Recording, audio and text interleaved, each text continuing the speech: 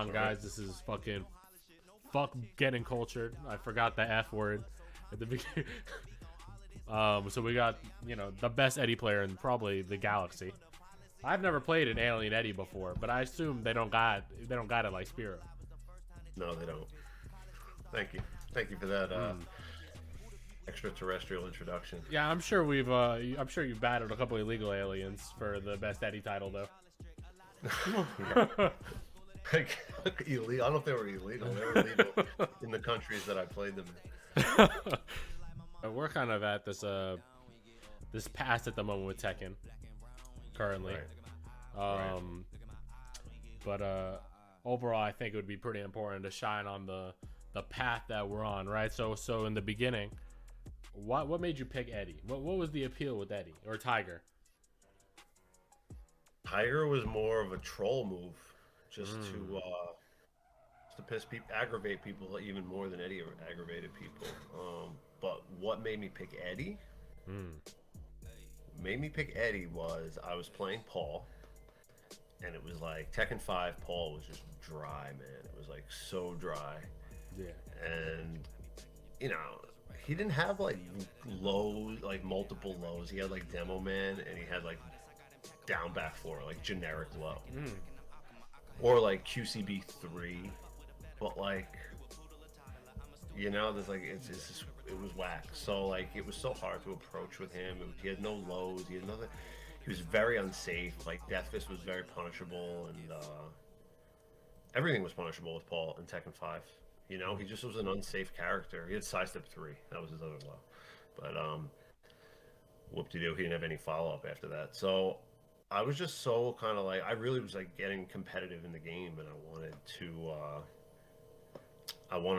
go far, but I felt like I was really just, I could not go further. Like I could not get past like a certain point with Paul, and it just seemed like the competition, like playing against like top players at the time, like, and they're using 5.0 Steve, they're using 5.0 Nina, 5.0 Fang, like Ganryu, it was just like insane. So me and my cousin are watching Nationals, and it's like we're seeing this guy Slips play, and we're seeing like what he's doing. Like, Eddie's got like back roll catches. He gets half life almost off of like a relaxed 4-3. If they block it, like they can't even barely punish it. So I'm like, we're watching this guy play Eddie, and we're like, holy shit! Like, look at all these lows, like safe lows, and low launchers, and just getting down on the floor, and back roll catches, and a safe low crush, and like he just had like all these tools, and we were just like, yo, this is crazy. Like my cousin played Kazuya, and I was playing Paul, and then my cousin's like, yeah, I'm gonna play Eddie. So at first I'm like, wow, that's pretty cool, but like it seemed like a lot for me to just like stop playing Paul and just pick up a new character. So my cousin starts playing them, and I'm like, all right, I'll help you out. I'll learn them a little bit too. So I was just like picking up Christy a little bit here and there, and eventually I started using Eddie more, and then I was like, shit, I'm gonna customize this. I'm gonna get this Tiger going. Nobody plays Tiger. I just want my Afro back. You gotta grow one in real life, buddy. Good luck. Yeah, it's not gonna happen. But hey man, it's true. I don't know, Tiger's pretty sick. Especially like you just throw on the pumpkin nowadays as the little homage to back then when it was a real afro. Yeah, nobody knows. Nobody can tell. Yeah, so what Tekken is this? Are you talking about like T4, T5 early? Like T5, like 5.0? Well, that whole story took place in Tekken 5. Alright, so how old are you then? I was 18. Yeesh. Damn. Yeah. And yeah, it was like Tekken 5 into 5.1, and then like, because I still played, like I picked up Eddie, but I wasn't like a full Eddie main until I want to say DR is when I like really was like, I'm not playing Paul much at all. Like I would play Paul 5% out of my tournament play, if that. It was not even. Like, I think it would be like I would go to Paul if just I was getting completely destroyed, or if I felt like I really just needed to change something up, or yeah, I don't know. Yeah, I mean, your Oh, Paul, it's pretty interesting. After that 20-year rust that you shook off in Tekken 7 early, it was like, damn, you were winning mad sets with just whiff punishment. Probably just alone, just raw reactions. This man was yeah, saving up. It was pretty, yeah, Paul, your Paul's pretty solid still. It's, still got like T7, like FR combos. But I respect, yeah, yeah. Right, man, right. the only 14 frame Punisher consistently on Earth. That's true. That's true. Back three I didn't even know that move existed until I was getting punished. I'm like, excuse me. moves mad good. It's a sleeper Mad move for good. sure. So the Sure. term is real for you as well. Once you go black, you never go back. So this man saddled on in the capoeira Yeah, path for life. pretty much. that, that definitely applies for me. So yeah, and yeah, by DR, what happened was when DR dropped, like right when DR dropped, it was like around my spring break, so I had to like convince my parents. I remember that shit sucked, dude. It sucked. It was like it took so much for me to like convince my parents to go take a trip to St. Louis because I wanted to Mm. stay with Slips and get mad games in, and that was like a thing to do back then. Like people go, you like fly out to some area, somebody will, like house you. You could just like Mm. play the local scene, and that was like a way of leveling up back then. So that was what I did. And when I came back from St. Louis, I was like a full Eddie main at that point. Wow. How long did you Yeah, stay there? probably stayed there around like 5 days, something like that. Man, 5 days changes his whole life. This thing's like a Yeah, yoga resort. seriously, it was. It was literally me going to St. Louis and staying with Slips Mm. is literally like someone going into the mountains for like monk training. Like just total Mm. crazy. I got to play against Tasty Steve before he was even Tasty Steve. His name was Forgotten Kazama. Oh, yeesh. Yeah, I remember that. Fucking Eras makes fun of him sometimes because of that. Yeah, dude. I played all these guys. They were all so good. Mm. Damn.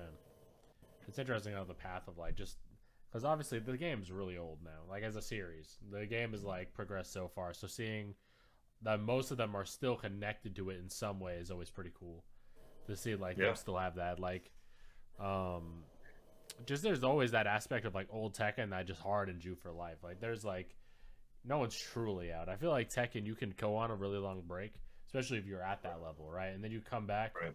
and I think it's usually a pretty easy adjustment to get good at the next one. So they usually make things easier. So if you're already good at the hard shit, Right. it just like with throw breaking, I feel like you get thrown probably like 3% of the time.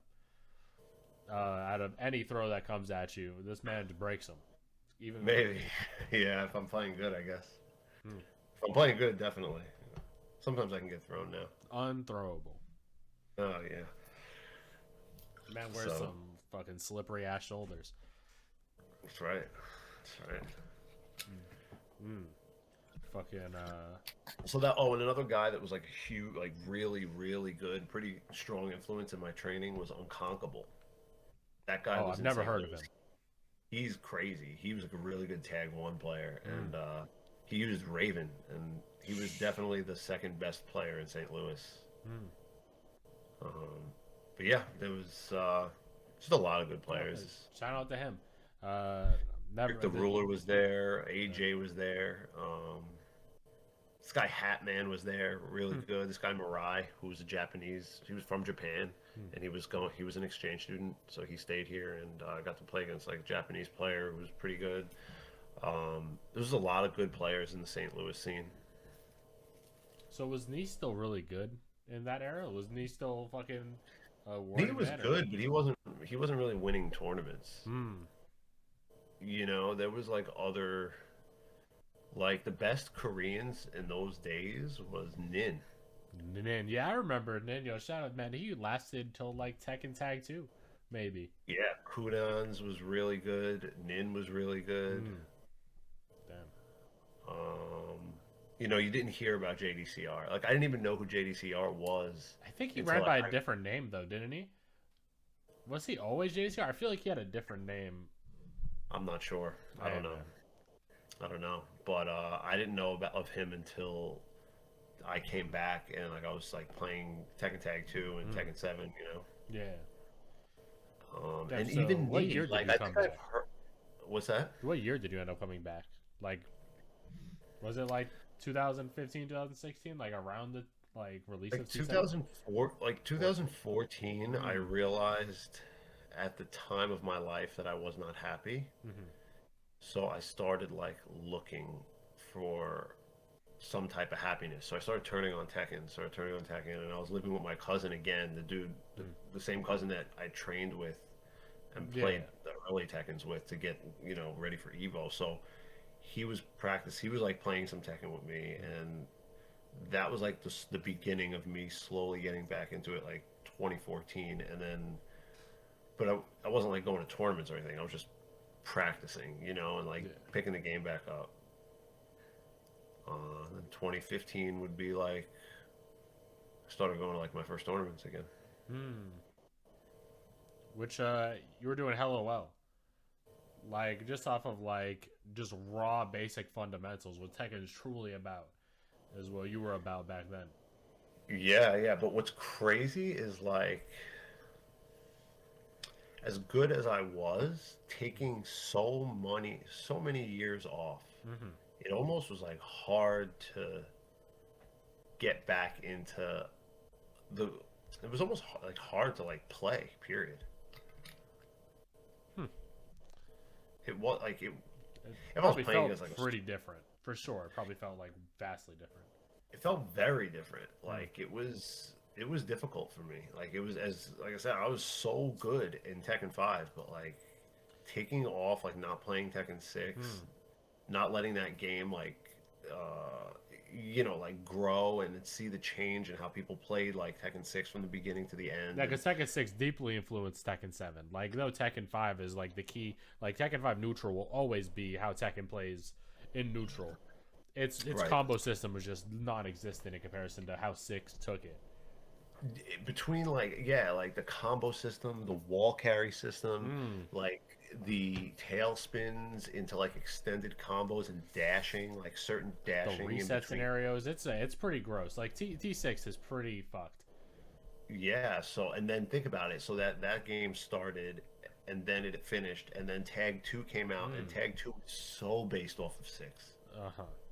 Tag 2 is like just a variant of 6. So then that progressed from start to finish and then I jumped in right as it was at the very end. So Hmm. I'm jumping into Tag 2 pretty much like as if someone was to start jumping into Tekken 7 right now. Hmm. So you I could don't. imagine how much I was getting blown up by stuff that was just like this whole time. That like I'm coming from Tekken 5, Yeah. and now I'm at the final stage of Tag 2. So you can't the tech. It just was so discouraging for me to start playing again Yeah, because I the was whole like, Oki system was probably like even like the idea of how they approach wall Oki and wall pressure is different from T5 because the reward's different. And right, T5, you probably there's some characters that have really nice wall combos.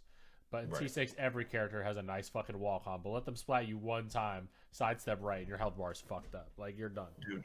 I was so I didn't even know how to handle it. Like it was like I would sit there online and I would just get like rocked, and I'd be like, this is Tekken. Like this is the game that I love so much that I have to like.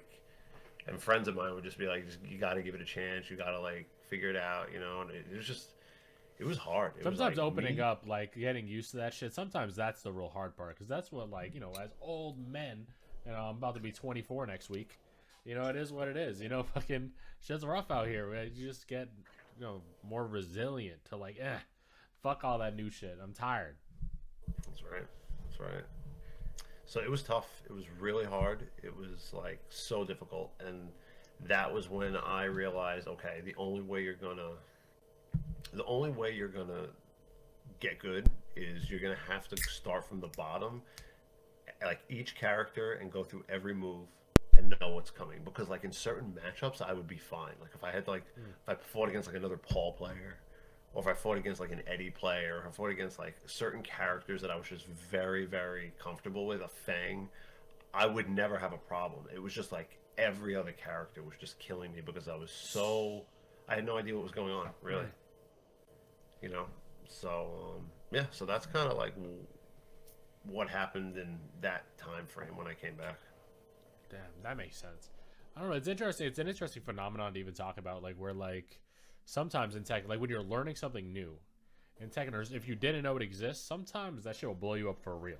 Like with the Katarina's Harrier stance, there's some like situations where she transitioned, and I didn't even Right. see it. I didn't see the transition until I labbed her, and then I'm like, man, how did I not see this before? But before she Right. would do down forward 1-1 and then do a move, and I didn't even see her dash, and I'm like, Right. I'm just getting blown up by these weird fuck stances.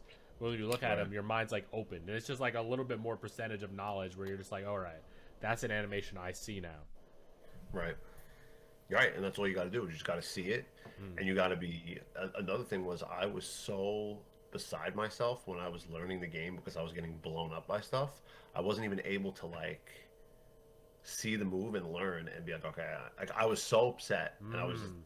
I was totally tilted. I was totally not like in a level headed. I was coming from a bad place in my life, so like I was like leaning on Tekken to like help me move forward in my life and Mm. find some happiness because I was just so miserable. So like I was like even miserable when I was playing Tekken. It was so bad. Yeah. I mean, like that's what Tekken I think is really good. Like, as I had pretty bad anger issues when I was playing Tekken early. I feel Right. like I was still like, and with Tekken, you in order to win, you have to overcome yourself.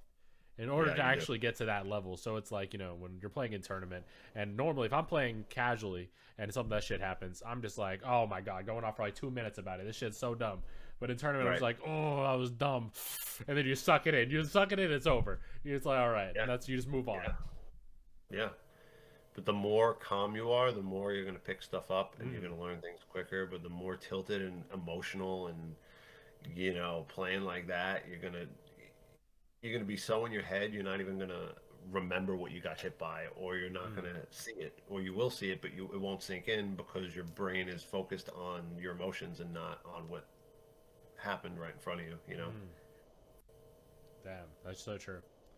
You know. Leroy Lowell. Man, some people, they still don't know that matchup. They're blinded. Mm-mm. Oh, the Leroy man, I was playing that match when they dropped that fool. Yeah, my idea, because like I touched him in practice when Leroy first came out. And I touched him for 5 minutes, and I was like, all right, he's going to be fucking the best. It's kind of hard to not feel it when he does moves as the best. Is the best. Like Leroy, any move he had, like in when he first came out, down 1+2. There's a launcher that's 17 frames or something. It's like Mm, -4 on block. This shit is the most toxic fucking move I've ever seen in my life. Like down back 1-3 and 1+2 were both -9, and they were right. they're both counter hit launchers. I'm just like, what are we doing? Like I don't really understand. It's not confirmable, sure, Right. but come on. I don't know. It's different. But so I was like kind of figure out which character to counter it because I just didn't want to play. I didn't want to fight Leroy up close. With Gigas, I would Right. still fuck on him because I'm just like, when you're playing your main character, there's a lot of things that someone who's worse than you would have to do to overcome your experience already. Like like when the more you play the game, the more flowchart you develop. So there's so many different paths that you can kind of take. And so Right. I played Geese. That's where I first played Geese, was because he couldn't Mm, parry Geese's fireball. So I played strict keep out Geese, as I learned him right. just off of fireball spacing. That's cool. Seraph said I placed my fireballs like forward forward twos. Perfect fireballs. Hey, And yeah, you can convert that type of stuff like over to like any character if hmm. you could find some kind of comparable option. Yeah, it's why I liked Armor King a lot. Yeah. When Giga's got like these useless ass buffs in the last couple seasons, I was just Right. like, all right, so I don't even know what they know what they're doing. So I picked Armor Right. King because of his shadow step. I'm like, all right, Mm, so he has a Goliath stance that's like right. 4 frames. So then I labbed Right. the amount of time it has the high crush. So I would just find moves that I can instant shadow crouch out of to kind of have this little golem esque setup. Just make it Oh, familiar. that's cool. That's good. That's what you got to do. And then when they make a capo that is, the next capo character. They're probably gonna replace Eddie and Christine, all these characters with like the weird, like probably Kenyan version of Eddie or something. Because I feel like when they replace characters, they just reach randomly into a different country. They just pull one, like Eddie's gonna be fucking French next game or some shit. Fucking Mosquito's gonna get his time in the game. Yeah, they put him, they smack him in like Libya or somewhere. No, they really like, because that's what they did to Bruce, and I always was like, who cares about Bruce anyway? Who fucking cares? It's Bruce. And then I played him, and I'm like, all right, he's still cooler than both people that are out. Butterfly loops. Bruce, I don't know. I'm not a fan of Bruce. He's like, he's been a pain. He's been just a pain the way he's played, like in every Tekken. Even back in Tekken 2, he was like banned from tournament. It's interesting because T5, he was not like Tekken 5 DR. He's like decent. He's like kind of like a middle road character, if not one of the weaker ones. That was the only Tekken where I like where he was like tolerable was DR. And he's so cool in DR. Like he's so different too. From T6, I think, to DR, they changed all of his animations. Like they took all of the authentic animations that he kind of had that were very Muay Thai based, and then they cartoonized them, and that's what made him good. Is all these cartoon ass versions of Muay Thai. Yeah. That's funny. Oof. Yeah, Bruce. Yeah, what was the main point of that? We're talking Leroy and fuck Leroy. I think it's so funny that he's still good now. How does Tekken nerf characters, but they nerf them so insignificantly that they nerf them and they're still good? I don't know how they do that. It's like almost a skill. He was that good. He was that good, but I think that goes for every character that is that good. Like Akuma. Akuma is still amazing. Same exact thing. Yeah, they nerf him, but he's still that good. Devil Jin, they nerf him and then they give the buffs back. I don't know if they know what they want to do. You remember I'm forward 4? I feel like they still don't know what to do with that move. No, they don't know what they're doing with certain. They're so confused over certain characters. It's hard to touch because any move they touch, like every player gets used to their privilege that their character has. Like even like with Gigas, when I like the range privilege, where I'm able to play from certain ranges, and then I'm like, oh, I gotta fucking go in now. God damn, this shit sucks. Playing characters with short arms and shit, I gotta get in. But then like with normal characters like Akuma or like Leroy, Lydia, all these characters, when they got nerfed, people don't even want to look for new solutions. They're like, oh my god, like what happened to all my shit? I'm sorry, but you just can't use moves like that anymore. Right. So I don't know. It's just like, it's not like it made it weaker. It's still an unseeable low. You just have to do it closer. I don't know. It's just people don't like to adjust to the privilege that they get. Like I think you're definitely one of the players that have a mindset of like fluidity, where you're like, all right, you just move with the flow. Kind of what it is what it is. You find the use in that move, no matter if it's good this patch or not. Right. It's really like you just find that scenario, and that definitely influenced why I play Gig is so trash, because of all these scenarios I go for. I should just be blocking the whole game. Yeah, but it's no fun to just block. It's better to go for like fun scenarios for sure. It's true. I think that's why like where I get any praise from is when they look at my gameplay and they're like, "What the fuck is this combo?" Like, usually the critique the response I get is like, "That's probably the best combo I've ever seen." And I'm like, it just is what it is out here. 3 wall splats each wall. That's right. This is Mr. Optimum over here. Nah, I definitely, man, I'm trying to steal your Eddie shit. I'm going to do it, because I watched Sir yesterday, and then was Sir, like SER from Japan. Oh, is that the dude that got 4th at the Invitational from Yeah. I was looked at his Eddie, and then I immediately stole his strategies with down forward 2. From Eddie, I've realized that Eddie players do it from, like, retreating. Like, they'll do a move, back up, and then do the down forward 2 while they're backing up. And it's just like, it's tricky. It's like when I look at him, I'm like, that's a pretty genius way to fit in a down forward 2. Little elbow, bonk from backdash.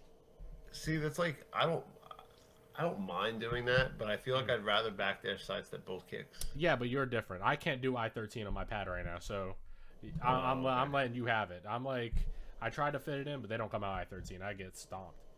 And you've been doing it so long, it's different. Your privilege for I-13 sidestep 3+4s is unique. I'm like, Doc Massacre, when he was watching your set, he said Spero Gin has the best backdash. That's like your special, is that you're just able to backdash so fast and so precise that you're able to get to that fraction of the move whiff is where you're backdashing. And then That's you're what really it's good all with about. sidestep 3+4 Yeah. too. You definitely use that move so annoying. Like when I'm Gigas and I'm like -15, I'm like, all right, I'm -5. No problem. I'm only -5. Let me poke. And then sidestep 3+4 launches me because it jumps over my fucking I-14 low or some shit. I don't know. Right. It's just, it's fucked up. That's why, like, if you see when you see me playing, sometimes you'll just see like the random 3+4 come out. Mm. Is because I'm trying to do the sidestep 3+4 so fast. I completely miss the sidestep neutral window, and then I just get 3+4 because I'm like Yeah, you're doing afraid to just I-12 sidestep 3+4s. They're lucky that moves. right. Man, I'm not Seriously, that's not what's ready for going that. on. That's why you see the random 3+4s come out Mm. because they're supposed to be sidestep 3+4s. Damn, that makes Yeah. sense.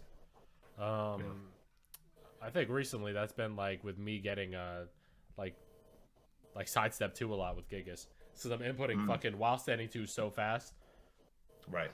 I'm Right. not giving my time to actually like get the instant version of it. Yeah, you're early. Yeah. So how does it feel being the best Eddie player still, 7,000 years later? It's okay. It feels good. It feels good. I mean, you know, I don't even know. I don't know how to answer that question. Because it's like, especially because you're like kind of leading down, like you're kind of walking out the door in a sense more recently. So with that kind of thing, how are you gonna pass the Eddie torch officially down to the next Eddie player? I don't know. I think Mm. somebody's gotta. Somebody's gotta want it. Like Mm. if you don't, if somebody really wants the torch, Mm. they'll They'll win 300 tournaments like they'll you. yeah, and they'll and Mm. they'll seek me out. Oh, I respect that. Fucking, I That's think the the. bottom line. Is I have more knowledge Hmm.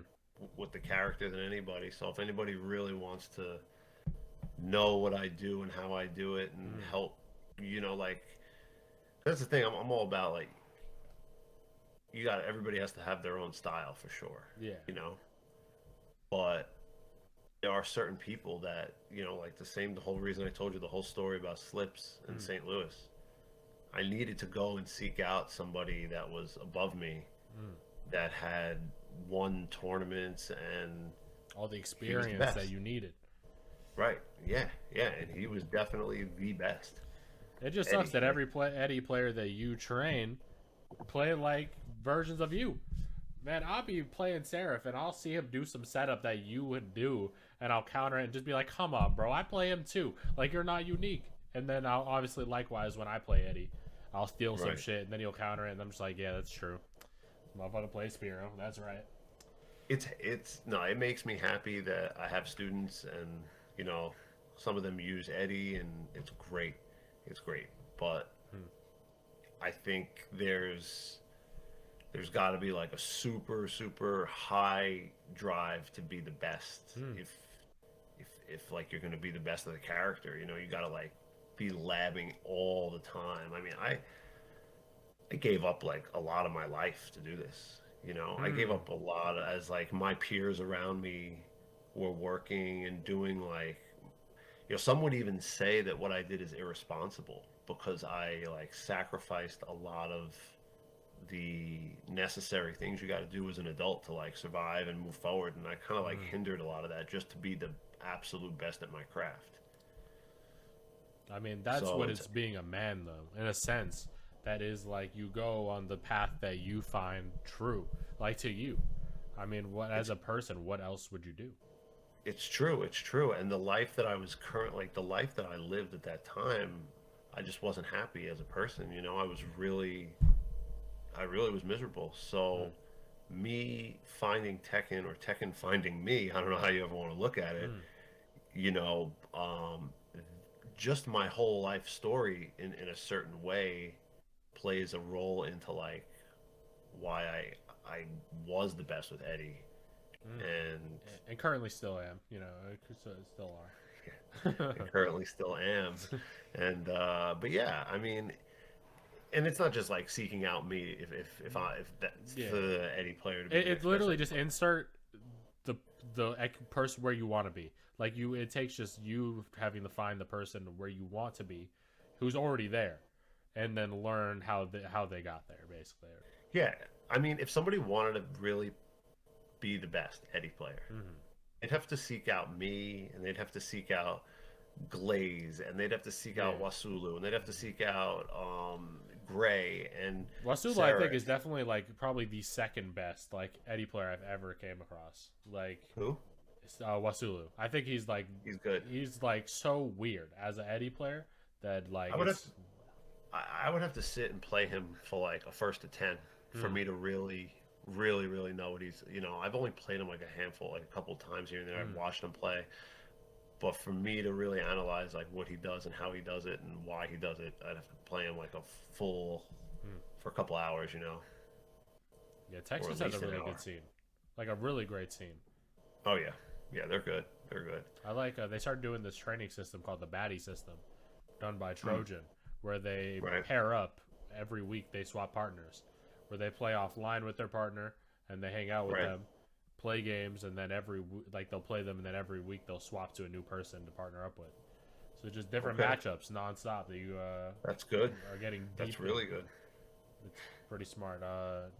So with the coaching thing, so are you throwing that away as you like are progressing further, or um, So, no, I mean, I'll always offer a coaching service. Like, yeah, I would never throw that away because if someone's willing to pay me and help me financially, mm, I'm willing to help them with what it is this mm, particular craft that they're trying to build, and I have the experience to do that. So I'll always have coaching. I'm just in a kind of these next, I would say, 6 months to a year are going to be difficult in regard for me to have like a consistent schedule because my grandmother did pass, and I'm gonna be, no way, um, really? Damn. yeah, man. So it's Mm, definitely gonna be time for me to move now because we were the reason wow. I was here was for my grandmother, and Yeah. I'm gonna start planning on moving, and I just have like there's like a lot of work to do around this house that I'm living in, and I gotta help my uncle out a lot with stuff. So Mm, in the meantime, I mean, I will have time to coach, but then I would say I'm going to be like taking trips down south to kind mm, of like see where I'm going and all that. But when I settle in, wherever I settle, like for sure, I will mm, coach if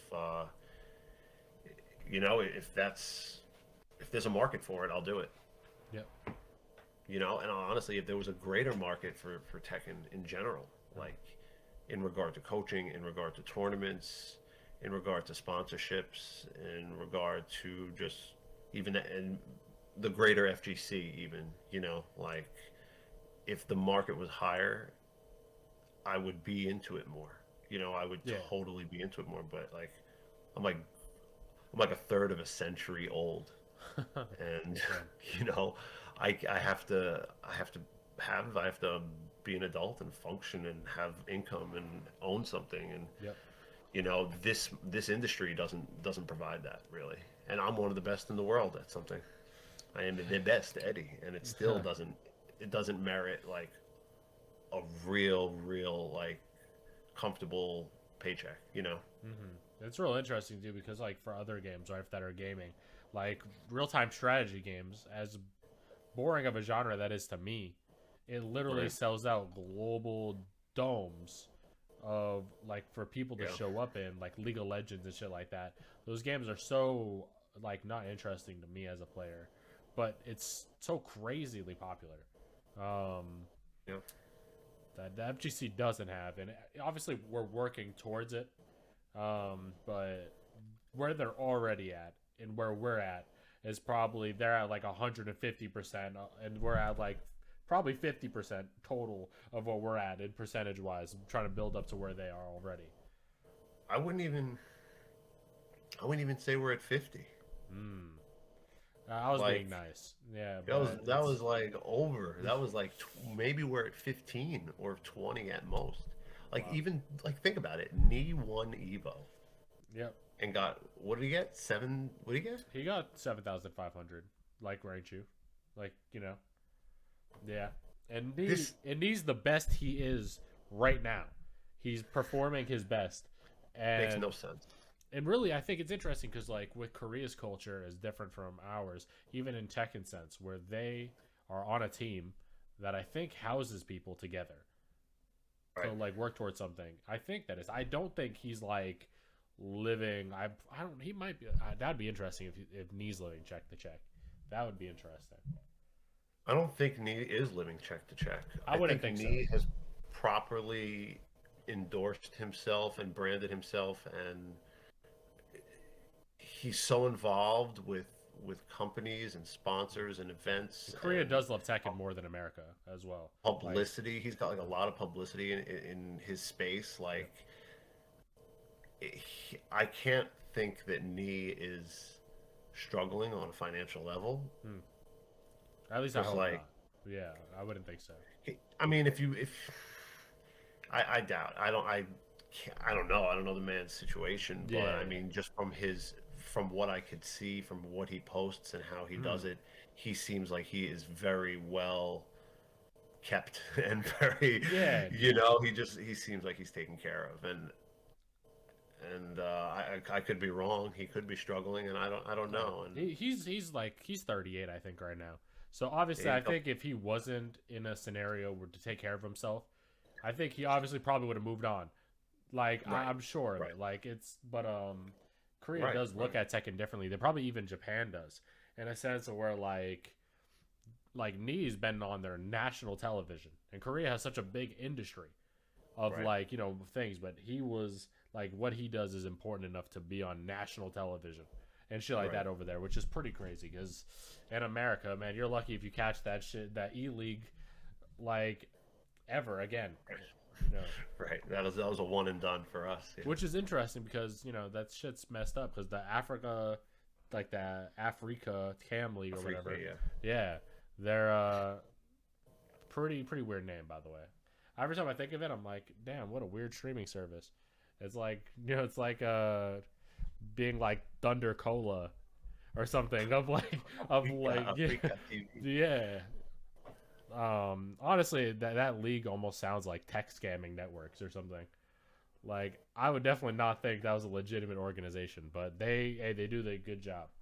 They they're into it over there. Yeah. They're into it, and they pay people. Like there's always payouts for everyone. It seems like it just seems like they get paid more out in Korea. Like Hmm. it's funny. I remember when I decided to go full, like when I quit my job and I was Hmm. like, I'm gonna be a pro gamer, Yeah. you know.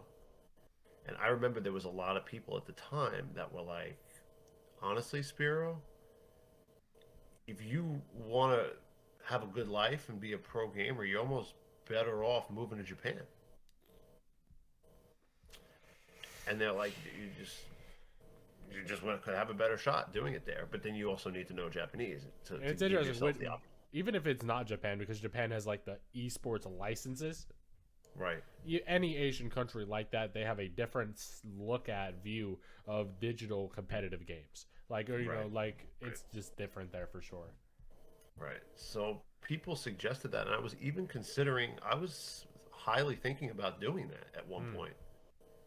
Um, like I started, I was really considering doing that, but then I just ended up not because it was just too much. It was just too much for me to be able Mm. to like learn a language and keep grinding and Tekken and relocate to another country. It was just would It's interesting because like I feel like it is hard in concept, but I feel like if you actually just dug in and just went there, I'm sure it's like a language is way easier to pick up when you're in the country that it's there and shit like you're not that. gonna Man, right. who would even know? We got like an alternate parallel universe Japanese like Sun Hat Spiro, where it's like, That's the man's funny. at the arcade all sun hatted up. They're like, bro, what are you doing? That's Dressed for ridiculous. the rice fields, but he's at this arcade cooking people up. Just killing people with Eddie. Yeah, exactly. Doing the capoeira dance mid That's match. that's funny. So yeah, that's Mm. mainly my. If we're gonna be talking, like it's funny. That's what I thought about when you were like, how does it feel to be the best Eddie player?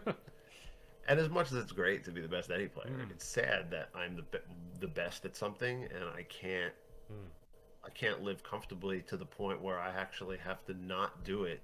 mm, I have to not do what I'm great at and not do what I've done my whole life because it's not paying the bills. It's just not cutting it, mm. you know. And it's like, could I be a content creator and like try to build it that way? And sure, of course I can go down that road if I want it, you know. But that's not what I want to do, Mm. I you did. know. Like We did talk about that. That's like a different grind from wanting to be it's a the best different at grind. something. It's not a grind that I'm built for. You know, I'm built for Mm, to grind in the arcades and grind in practice mode and mm. play the game and compete and Yeah, you like travel that social competitive environment. And when you're yeah, streaming, it's not as social because you're really only talking to yourself. I've realized after streaming, I'm in a way worse mood than I am when I'm yeah. like after. It's like my social level is just getting sapped while I'm streaming, and then after the stream, I'm just like grumpy as fuck. Like I'm like, don't talk to me, I'm tired. I know, like it drains your social battery for sure. And it's not like it's even like a good like because streaming's really hit or miss too. Like I was listening to Demetrius Johnson, the fucking Right, the UFC fighter, talking right. about him streaming on Twitch for 9 years and never getting promoted or ever Twitch never even like pushed his channel at all. God, Like no that's one so even hard. knew he was streaming. And then he went on YouTube and everyone's like, "Oh my god, Demetrius Johnson plays video games?" And he's like, For "Yeah, I've been sure. playing for like a decade now." Like he's been Oh, like and it's like shit like that where it's like these corporations have the potential to lift creators up that are really oh yeah, like that just come from different walks of life that are professionals at what they do, and then it's right. just like companies look at opportunities like that and just kind of cast them aside because they're not guaranteed money or guaranteed a profit. Like they're looking at RTIs like I mean wait ROIs, like return of Yeah, investments, return on way investment, harder right, than looking for just what's best for a community. right. Uh, It's tough. It's tough out there, man. It's really tough out there in this field. You mm. know, it's sad, and it's too bad that they don't pay more, and it's too bad that it's just not that way. And it sucks that like It's a it's a thing shitty that market. It really every is. Tekken player can relate to it. I think Yeah, that's kind yeah. of the worst thing about it is You can that go it's and work, relatable. yeah, dude. You can go and work at minimum wage in any state and make more money working a 40-hour week than grinding out 40 hours of Tekken. Yeah, I mean like the idea is that you can go work at Market Basket, right? I'm only using that because I know like how their like upgrade system works in terms of like so like every year I think you get a 25% raise at Christmas and that Right. kind of thing, and it's like if you work there for 10 years your salary just keeps getting annually increased. So then That's it's it. like there's motherfuckers that work there, save up all their fucking time off. They're like Right. 40 now after working there for 20 years and they're making like pretty great fucking yearly income. And then it's like that's something that like us gamers are like, yeah, we're trying to reach that 1%. And that's not 1%. That's just someone grinding their life away at something they're working at. It's not Right. even like we're looking for the lottery shot when normal people are ruining their lives but securing the income that we want ourselves, but where our Right. grind is just different what we're trying to achieve. Like I've had some Right. like people reach out to me being like, yeah, I want to be a content creator so bad, and I'm just like I want to do this as a living, and I'm like, man, fucking everyone wants to. I don't know why you're telling me this like it's important. Every single Right. person that plays video games would love to do it as a career. It's just Right. 99% of them have to do it as a hobby by force. Right. Right. Yeah. Yeah. It's fucking. I don't know. It's crazy. It's crazy, and it's a lot of work. Content creation Mm-hmm. and streaming and all this stuff is just so much. It's so much work, and it's just like you could find an area of where that has high viewership, and you could go be a content creator. And if basket weaving had, you know what I mean, like had a Yeah. high, you could just go do content creation on basket weaving or reaction videos, for example. Mm. Like Yep. meanwhile you have people like trying to be a content creator for Tekken, and it's like, yeah, good luck. Like I would You say there are like give or take maybe 6 channels that are noteworthy for like you from Tekken creators, but they're not that big. I think like Eris is the biggest, I think, out of Tekken, possibly. He's the biggest, and he's not even Tekken 99% of the time anymore. There's a lot. I feel like there's definitely a lot of good, decent channels out there. Like Yeah. guys that like Little Majin has a Mm-hmm. has a nice successful channel for how good he was as a competitive player. Yep. You got like Main Man has a very successful channel for his Sure. execution and for what he's brought to the table over the years. Like Yep. Eris has his thing for like multi-platforms, and you got like Tutorials and shit that he does, but who else are you gonna bring up? who got you got the guy from UK who does K-Wiz? No, not him. not You're Kid. Blasted Salami. You're talking about him, right? I don't know why I can't think of his name right now. Uh, Who has like all the tutorial videos? yeah, I think that's a Blasted Salami. I think people bring him up to me a lot.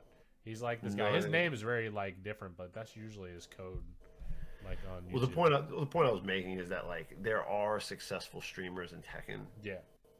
but it's just so few. Mm-hmm. You know what I mean? Anakin is successful because he has such a great following and he has, you know what I mean? But Yep. even okay, the other day, for instance, Mm. actually, I just happened to open up my Twitch app in the middle of the day the other day, and Anakin Yeah. was streaming, Yep. and Anakin had 100 people watching him. Oh. Right? Anakin is the fucking best. Yep. Anakin is literally the best. He's the in best America. Jack He's player in the best. world, and Yeah, he's top in the world. yeah. And he's only got 100. This is my point. This man, for how good he is and what he has done for Tekken and what he has done for this community and for himself and for everything, he should be having 10,000 viewers on a slow day.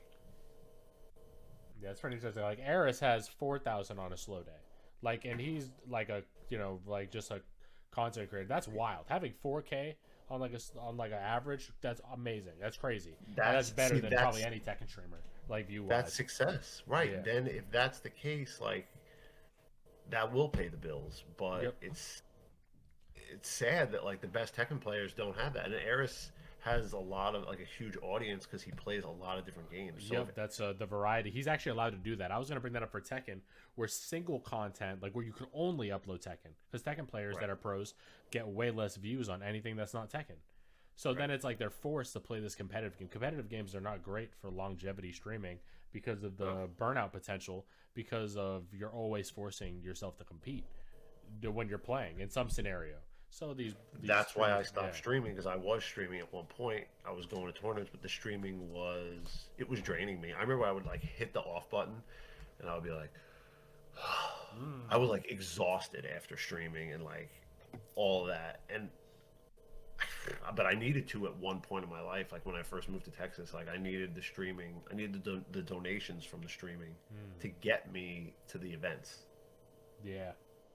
Otherwise, I wasn't able to afford to go to these events. So That's a job. Streaming is like, it's rough. Even if you're not getting money for it, that shit feels like work after doing it was it for a work. long It was time. work. And then what I did at the time was I was like, fuck this. So I'll go to Dave and Buster's and I play Flappy Bird all day, and I'd win like I'd win iPads and sell them, and then use that money to go to tournaments. That's wild. That was almost more interesting than winning a tournament. And I would say I'm still a pro gamer, so like I'm using my gaming in a different game to kind of help me in my main game. You're It a was weird. competitive Flappy Bird player. You think you're the best Eddie? Yeah, that's right. Spero is known. He's a Flappy Bird killer on the David Busted scene. That needs to be next DLC is Flappy Bird, and you do it next Tekken Tag 3. Yeah, they Flappy could do it with Bird and Jack. They could do it with Jack, where like Jack's like when he's doing like the float. You can do that shit with the Flappy Bird pipes. That'd be sick. But like right. instead of pipes, they'd be Nancy, a bunch of Nancy trying to pull you down or something. Tekken, right. Tekken. I want 5%. Nancy's. I want 5% shit. Tekken. Whatever you do there, Harada, you're not slick. Right. If I see anything don't even know. close, I'm suing. Don't even get that shit mixed up. Yeah. So yeah, there's just not enough. There's not enough avenues for people that are good at the game, for pro players. I guess if you want to call us pro players, like There's not competitive us. players. There's You just not enough got it. avenues for those people to make money. Yeah. It's really interesting too, because where we're at right now is like Tekken 7, I guess, has always been in a spot where it's always been a long taxing, because even like America couldn't even play it for 2 years, so it was long and taxing to watch everyone else have fun. And Right. then we get it, and then now we have it for like 5, 6 years, almost 7 years or something. And then Right. everyone's like, "Bro, I'm tired. Like, I fucking started this game. I started playing this game when I was 18, Right. and then Wow. now I'm 24. I'm about to be 24 next week, Wow. and this shit's like, I don't know. It's unique where I'm just like, me and Tekken, we're not even that cool anymore, bro. Me and Tekken used to be like this. I know. I know. That's how I feel. I'm almost like, I'm almost sad that I have to. Hmm. I'm sad that in all the years and all the games played and all the hours clocked in, I wasn't able to make something enough of myself It's so not I even can just keep. your fault though. It's also the era that you were in. We were talking about that too, I'm pretty sure, last time we talked about streaming. And it's like the streaming Yeah. era was literally just not even a booming thing at the time where you were even like on a rise of like grinding and content creating.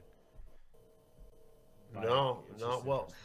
yes and no. I mean, if I can go back and talk to myself Yeah. when I was 16, 17 years old, I would have been like, upload all the videos on your YouTube channel, and you'll have the first Tekken channel of all the match videos. Or I'll be like, streams. Like Yeah, but I you're could have talking been about ahead of. like pioneering, where not Yes, everyone's built for that idea because that idea isn't even right, sure at the time period. That's like me right now. I could make flying cars and be the first to do it, but it's like, right, why would I even start making fucking flying cars if I don't even know it's a fucking about to be a thing? right. Upload a couple of Tekken videos on my YouTube channel back in like. If you look at my earliest first upload on Hmm. my YouTube channel, you'll see videos from like 15 years ago, Yeah. Wow. 11 years ago, whatever it was, and it was like, it's just too bad that I didn't realize that that could have been a stream of revenue, and then going to like not quitting Tekken and staying with it between the years of T6 and Tag 2, like Oh man, who would starting have streaming known? Yeah. when there was Justin.tv. You know what I mean? We Like were also if doing you things to like bolster real life relationships outside of online things and like trying to work out a home scenario that like wasn't super charitable in a sense of like you were trying to do real life stuff to fix, and then it really didn't like help you internally because you're doing it to help other people. And that's like, you can't really fault yourself for not like quitting because you had a lot that you invested into like that. Right, that's true. I guess it's not that I guess I'm not really faulting myself. Yeah. It's more of a shame, I guess, that I have invested this much into Tekken at this point in my life, and then have come to the conclusion where if I continue investing this time into Tekken Mm. as I push towards 40 years old, I'm going to suffer like greatly Mm. financially, and it will affect the rest of my life and how I could like really live and take care of myself and just survive. Like my survival is Mm. at risk if I keep playing Tekken. Like Mm. it's sad. It's a, You know what it is? I'm starting honestly, to I think think it's a it's like case of Doomsday Spiro influencing you to turn you to the dark side. it's trust me, I wish what I'm saying was not true. No, yeah, I I feel you. wish I wish I was like, and I'm not trying to say I want $1 million a year. I mean, Mm. I'll take $1 million a year, but You would I take would just need, you would take a, you know, a guaranteed $1,000 a month or more from Tekken if it was guaranteed, like a guaranteed 1.5k a month, guaranteed 1.5 a month would be like living. 1.5K a month guaranteed every month would be. That's a side hustle. I feel like that will just get you by, but like with the way things, the rise of What I'm saying is it's not even that you can't even like aspire to get that, but that's like the bare minimum of what like because like what pro players and like for any other like shooter or Dota, they are guaranteed flipping their profit margin for the time they spent in by so much. Like winning a fucking Dota championship, I'm sure set you up for life, type shit. right, Like right. with fighting games, you could win. You could be the best. You could be me and win every big event in 2022. And he made like fucking 14k this whole year, or Right, you at can't even most. buy a car with that. He won every event. He can't even buy himself a new car. It's crazy because A low I end, think a he low end only new won car. like 7K last night or whatever with the thing. I think the first place was only getting 7K. So they got. Wait, what was last night? They had that like it was maybe 2 nights ago, but it was that big invitational in Japan. Oh, the knee invitational. So yeah, he won his own invitational. I don't And he I got don't the I same don't think amount it of was money. his. It wasn't like Oh, an Africa thing. It was a Japanese ran. So right. maybe Kuro put a little stuff in his pocket. So this guy won the invitational and made the same amount of money that he made at Evo. Yep. I think it could have been more though. I heard like Eris said like 17,000, but then I heard him walk it back, so I don't actually know how much. But I think Oh, it's somewhere around there, like 8,000, because it was a. I think the pot is 17,000, so that's that's why fine. I'm wiring it down to him only getting roughly like 8K. Damn, he's winning this shit with Fang, bro. Let me at him. Yo, man, it's so crazy because like I look and I'm tired of Fang players, man. I made a video about it on my YouTube channel. I'm tired of them. You're not working hard. No Fang player has been worked hard in the last like 2 years. I don't know. It's like the with each buff they give him, because like Knee, he's literally winning tournaments with jabs. He's like winning tournaments with jabs and back tempo. Like what character in the game can offer so much damage that you can play so minimally and still win?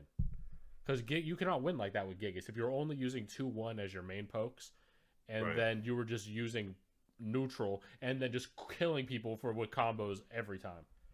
Because like you're taking risk when you do launchers with normal characters. With Fang, he's dashing up and then down forward 3ing for every poke. And eventually Right. you're gonna get hit because his timing's great. He's the best. And it's a safe Midnight. launcher. Yeah, he's really good right now. Fuck him. But he's really great. He's amazing. He's amazing, but I think it's crazy that he's doing so good with Fang. I don't see. I'll never see Fang as He thinks such a Fang's the strong best character. right now. And he said in like the interview yesterday, he said like, Fang right now is killing it.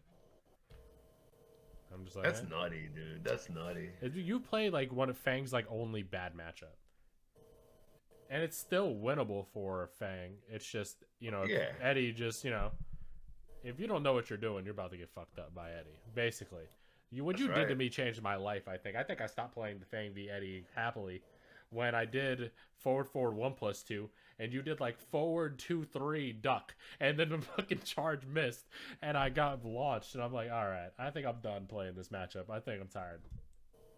Yeah, dude. It's just crazy. I don't know. I think I'm surprised. I'm surprised. Mm. And Eddie, I guess I would like to see him play a good Eddie in that match. Has there been an Eddie versus And Knee then Fang match? in the top 4 yesterday, I would like that he played. They got top 4. He did not fight Nee. I'm pretty sure he fought Right. Chanel. Right. This is what Chanel's happens. really good as well. Chanel's really good. And he grew Really some good. facial hair, which is pretty crazy. Congratulations on him. Nice. Man's looking like a sushi chef every day. The funny thing is like if Nee went up against an Eddie player Hmm. and he could just not pick Fang and beat the Eddie player with any other matchup. Well, that's the thing, right? Okay, let's say even if like fucking boom, you get Nee. It's first to 3. Nee loses Right. the first game, and if it's even convincing and he just didn't get it, he's swapping to Marduk so fast. Like you Right. already know that he's swapping to, because like that's what he does. I've seen him like fight Steve players, and then he'll swap to Marduk, and then I'm like, oh, good luck, kid, because that down 4 shit is like so ruthless to Steve, because Steve cannot launch it. He cannot low parry it, which is a lot of Steve's low defense is like low parrying and shit. It's rough. I'm like, all right, that's fucked up. He's Right. heartless. He'll do that shit. He is heartless. It's good. Yeah, I definitely have to make him a character in my fucking. I made him a character in the fucking in that like comic I'm trying to make for fucking that shit. His character, the name's a little iffy, but I'm calling him a mirror, where it's a South Korean like mirror mask, and the idea is that like he mostly plays his opponent's characters against them and shit like that. That's And a I'm just great, like, character. Yeah. like he doesn't fucking he is that person. Like Nee does that shit, and he's known for it. Like he's like always been that way too. Like everyone like for the last like couple of years have like been like, oh, that guy's a hoe. Like, yeah, Knee's like one of the best, but he's still a hobo. Like, no, I don't hear anyone be like, man, look how cool he is. He's so fucking awesome. Bro, I think the last time I ever saw Knee as cool was him versus JDCR, Armor King versus Fang. Or was it Dragunov versus Fang? Like 3 years ago, 4 years ago. You remember like that period where Fang wasn't good. He had like, he had like his flaws. Right. And then it was like this, like, where you see Knee be like the only Fang player. And then, like, that's what, like, Fang's personality type is like. In the game, he is, like, a lone, like, warrior. And he kind of just shows up, fucks shit up, and leaves. That's, like, his thing. So it's, like, always fit when, like, Knee played him because he would come out of nowhere. He would just play Fang, and he would fuck shit up. And I'm like, all right, cool. Yeah. Sure. But, I guess I didn't intend this to be, like, the official like walking out like announcement in a sense. And most I would like, I don't know, that shit's like, oh man, shit, man, we're trying to look at the future. I made a pact with myself that like if I don't get a job I want by December 5th, I'm going to just get any job to help pay bills, because I think we start paying the mortgage here February. Right. So I'm just like, all right, if I don't get what I want, I'll do whatever to try to just make money to help my family get by. Because if I can get money to do this, then obviously this content shit I'm able to like just do as a hobby to try to get it to grind, like. Right. But so your goals are gonna be fairly similar in a sense of where you're going to be. Once you find a place, try to just settle down, work that job, and then everything else will be a side hustle until something pops. Or like, you get that arcade. You might just move into an arcade and like Saitama or something in Japan. Man, just gonna. That's right. That's his path. That's funny. Yeah, no, that's gonna be the goal. I'm gonna when I relocate, most likely I'm gonna pursue massage therapy. Hey, that's true. Yeah, you're a part-time masseuse unofficially. Yeah, I'm gonna get licensed and all that when I figure out which state I'm gonna settle in. That'd be very cool. That's where I'm gonna like kind of dedicate my time. That's like you were saying, the job that you want. So I'm just gonna jump right into the job that I want, and then whatever I could do on the side with coaching. If there's a tournament that I could make it to, an offline event that's local, and yeah, depending on where you are, because you said you were aiming for Florida or something. Like if you end up going there, that obviously has like a really big scene. Yeah. I'm probably, if I go to Florida, it's gonna be probably like a northern Florida. But I know I'm gonna be going somewhere in the south. I just don't know where. Sorry, I was blowing my nose. That's all right. Honestly, for southern states, I've been pretty interested in like North Carolina in terms of like I found a lot of artists I like down there rap wise. So I'm like, and they're really local to that area. I'm like, damn, I'll never go to a concert unless I'm like kind of in that area. Right, North Carolina is a possibility too, because my sister is gonna move there. Oh wow. So I want to be close to my niece. Yeah. And that's another factor. Family. Yeah, that's interesting because I remember when I moved away from my little siblings. After like 3 weeks, I ended up feeling like mad depression from never seeing them, and it was like really like I didn't think it bothered me, but it bothered me pretty heavily, and I didn't realize it. I'm like, that's definitely something I didn't take for account when I went away, and then I realized, oh shit, this shit fucking blows. Yeah, when a little kid loves you, and then like you don't get that love from the child, it hurts. Yeah, it's pretty weird because like as much as I'm getting bothered nowadays, because now we moved, all of them want to go into my room nonstop. Of course, they love you. Yeah, and it's like, damn, like, because I know in the future, I think like what I'm aiming for is like hoping that I do some shit and then eventually it pops off, in some sense, right? And then I can feed all the homies, in a sense, like fucking But then that'd probably require, because I noticed a lot of things where I meant to bring it up earlier was like is environmental, like for content creation. You need also a good environment for content creation.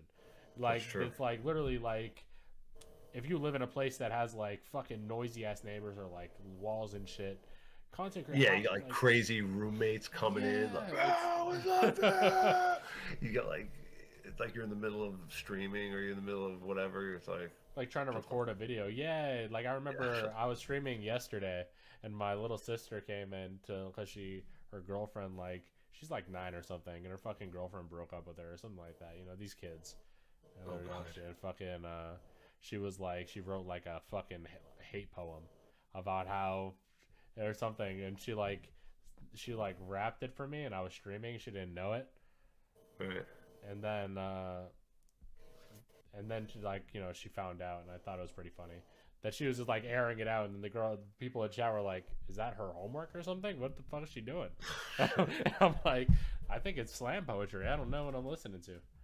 But it's just shit like that where it's like, in stream, like, or like if you like with content, you need a specific mindset to be like, this video I'm going to make, and I do it. And, you try to go in there and fish for the best possible clips to go into the video.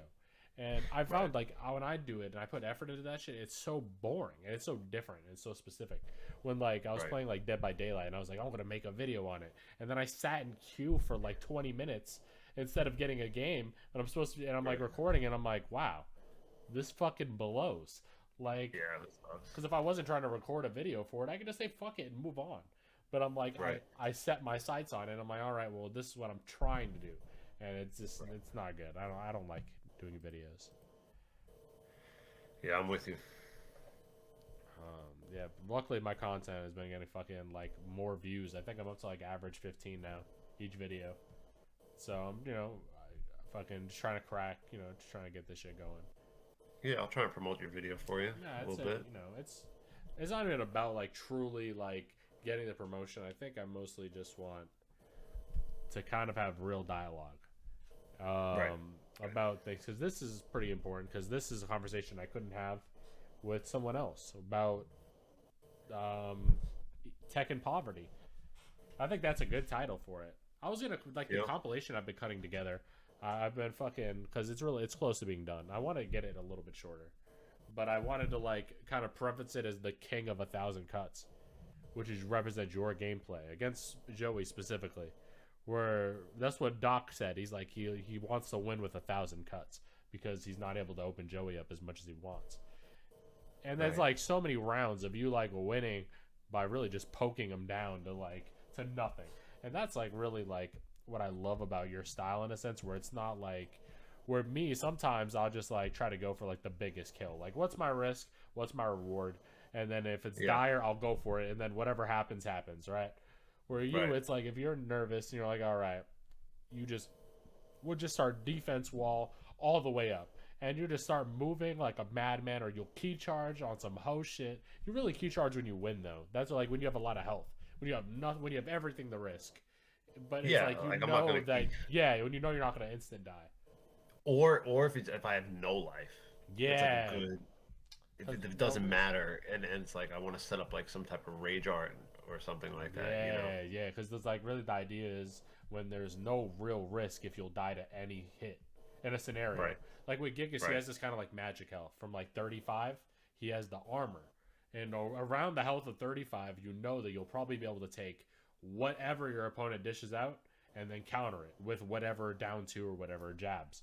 Where like Gigas kind of has that. And if he's at really low health, he doesn't have great movement and shit. So then it's like, if I do key charge, it needs to be on a knockaway, and then it's game time.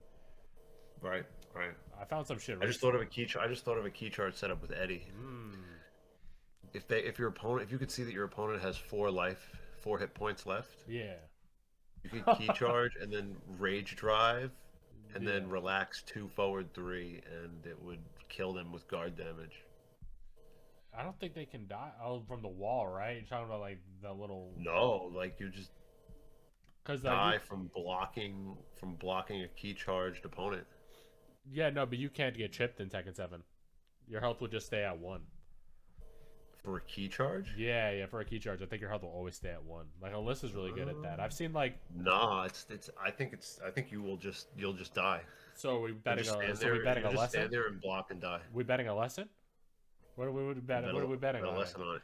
It won't work for a projectile, but it will work for a key charge. Interesting, because I've seen Alyssa do shit like that, where she does like key charge and then make you block her chainsaws for like 15% chip. I've never seen no shit like that in my life. I did it with Paul. I would key charge and then 1 2 and do his 10 string, and then you just block and die.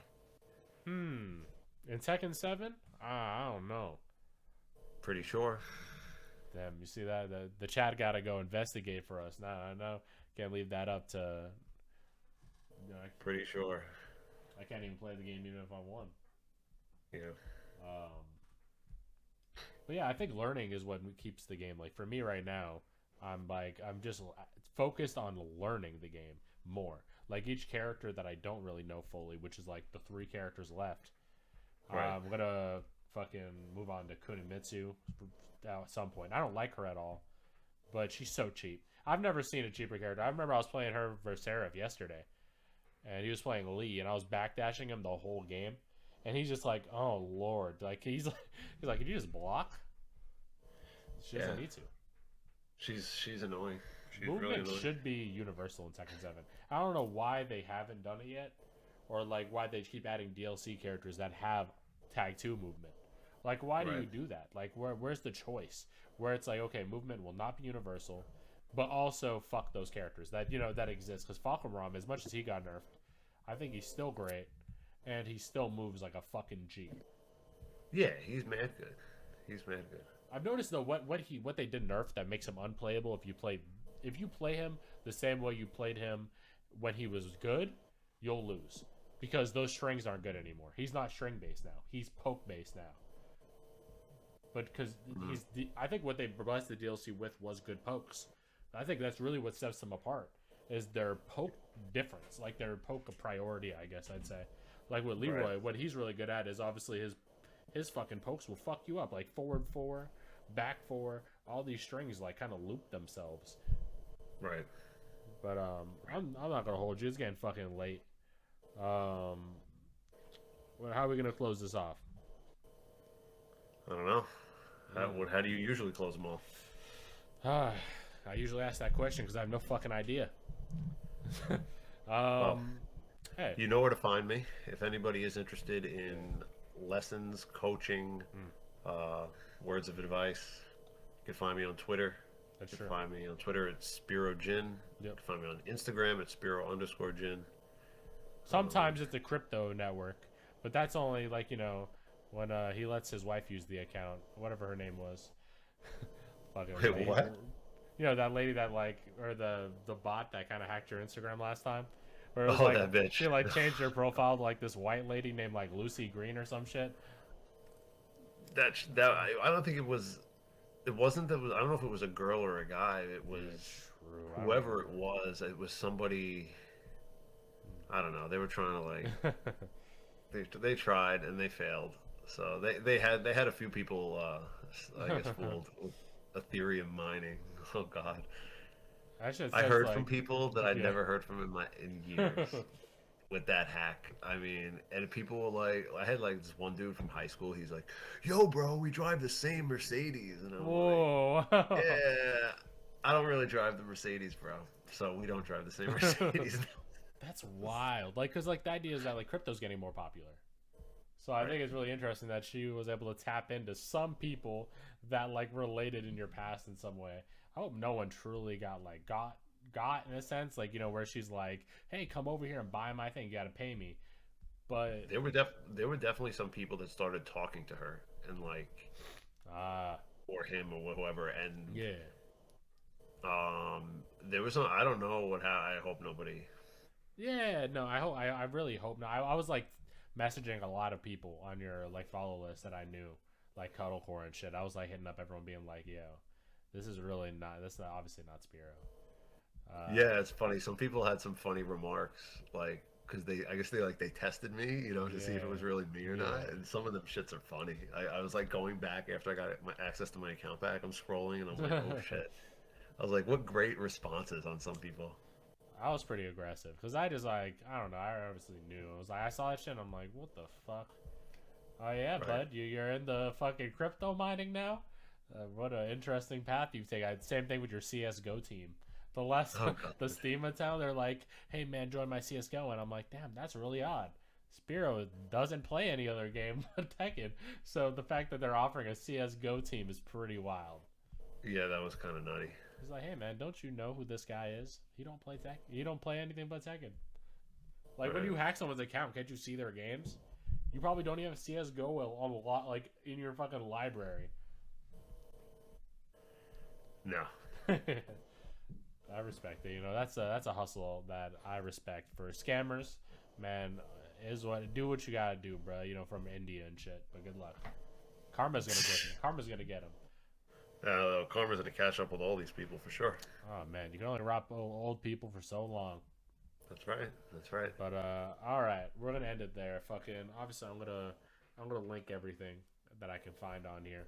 And if you need some 6'3" man to touch your back and grip you up and get you all right, Spero set you straight. I've never got it personally. We've shared a hotel room for like 8 hours playing Tekken. That's all. We shared a hotel room during the day. Yeah, during the day. That's true. Hey guys, if you like this video, give it a like, subscribe, and give me a in the chat. All right, peace.